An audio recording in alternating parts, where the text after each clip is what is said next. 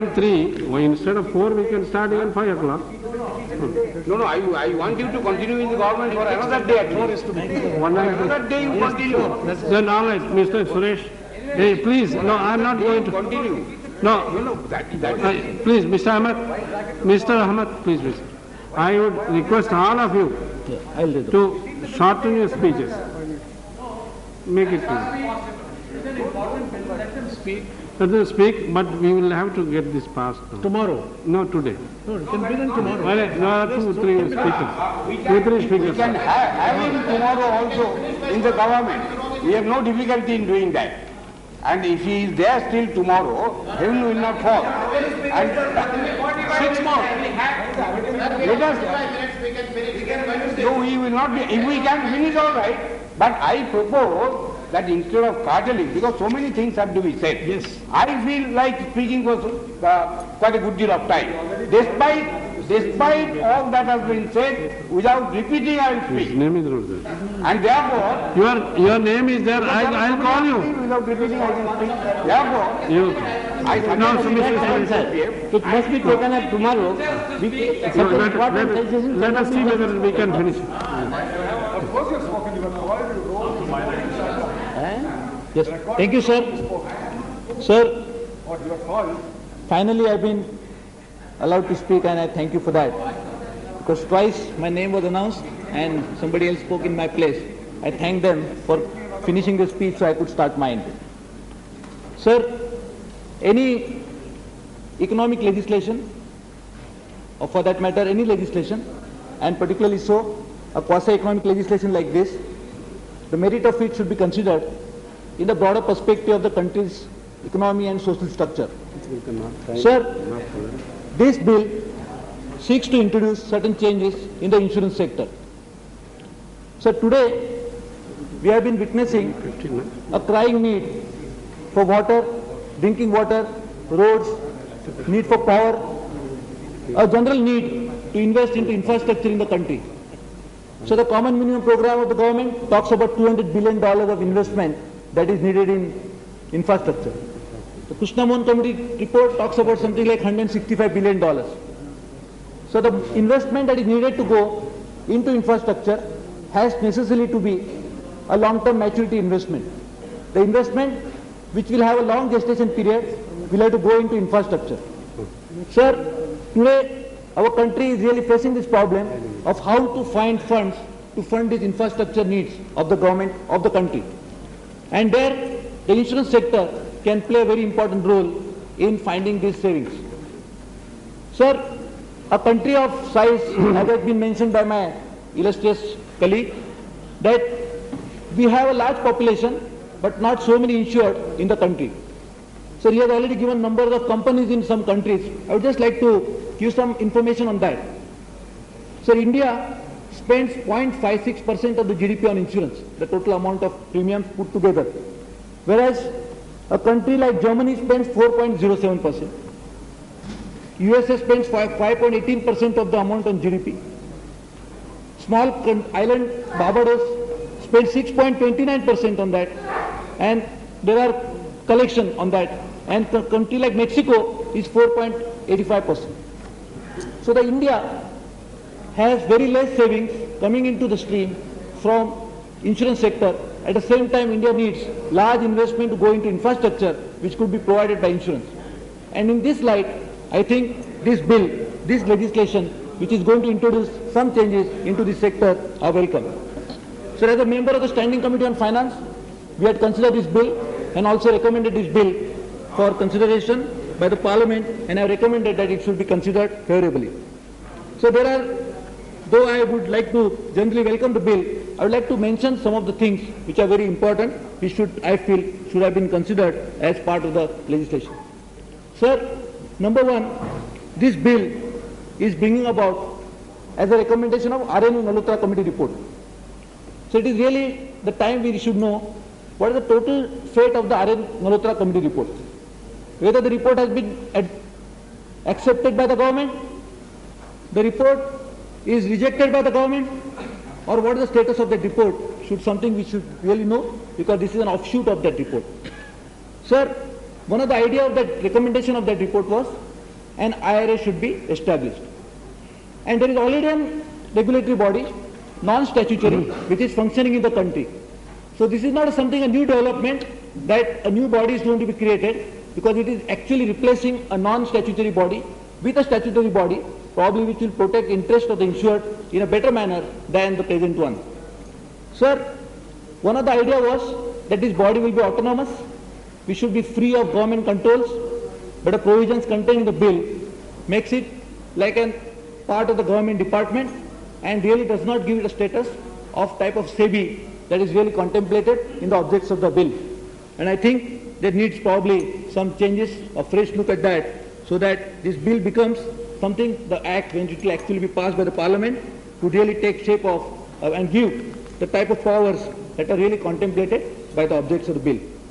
So there are three laws: the Insurance Act 1938, the LIC when it was nationalized in 1956, as well as the General Insurance Business Act 1972. So all this piecemeal legislation is really not serving the purpose for which this bill has been introduced. Probably a comprehensive bill would have served the purpose in a better manner. Sir, this composition of IRA says that it will have 4 or 5 members, but it really means that these members would be really subservient to the government department, and probably in the Ministry of Finance, the insurance wing of that would really be looking after it. So there should be a provision which gives the Insurance Regulatory Authority chairman the powers that are really befitting the status that it enjoys. And I think it should really have a rank of secretary plus, which should be assigned to that, which is really not pensioner. So the present chairman of the IRA, Mr. Rangachari, was a former chairman of CBDT. In that capacity, he was really enjoying a type of status that should be really reflected in his position, and I think this should be really introduced. Sir, the money that is needed, I was mentioning, the pension funds, the life insurance money, we should be really mobilized in the country to probably will be possible if it is not necessarily that we set up an IRA that this is going to happen. We'll have to probably steps so that such money, such savings could be coming into the system whereby it could be used for infrastructure. Sir, there are certain fears, certain apprehensions which are expressed, but the present provisions in the bill do not really warrant that such apprehensions could find place into certain provisions of the bill anywhere. I was listening very carefully to my friend Mr. Jose when he was giving a rationale behind why such bill should be introduced. So the GIC, the LIC have really done a job that they were expected to perform, but the bill does not nowhere mention, I was going through it very carefully to find out whether it denationalizes those companies. I not really found that it is really going to do that. No, I know. Or is the bill trying to say something which will bring in some new players so that they will be destabilized? I don't think there is any provision in this bill which should really try to say that. So I think on such apprehension which is expressed, I was wondering whether there is also some legislation which is introduced simultaneously along with this, to which these references were made. But I think we are all talking about the Insurance Regulatory Authority bill, in which fortunately such apprehensions do not find any place. So I think this bill needs a support. However, sir, the per employee business that the present employees who are employed in the insurance sector are doing, I think I will be happy if we get the figures from the finance minister as to what is the per employee business that is transacted by these employees today in these insurance companies. Sir, one thing I am aware that there is a provision into this General Insurance Act that only 18% of the total premium, gross premium earned by the corporation would be spent on establishment. The last year we have spent something like 27% on 31st March 1997. The accounts have yet to be presented to the Parliament. So I think the information, probably only the finance minister is privy to this information. He can probably pass it on. Whether it is true that almost 50% more than what should have been spent has been spent on establishment by these two corporations. If it is so, then we are actually running into the reserves which have been created to meet the obligations of the policyholders, and this could be something which could not be in the interest of the policyholders. Sir, I would like to know one or two things. which are very important from the perspective of protecting the interest. Please. Yes, sir. Protecting the interest of the country. Sir, their apprehensions have been raised particularly about the entry of foreign companies into the insurance sector.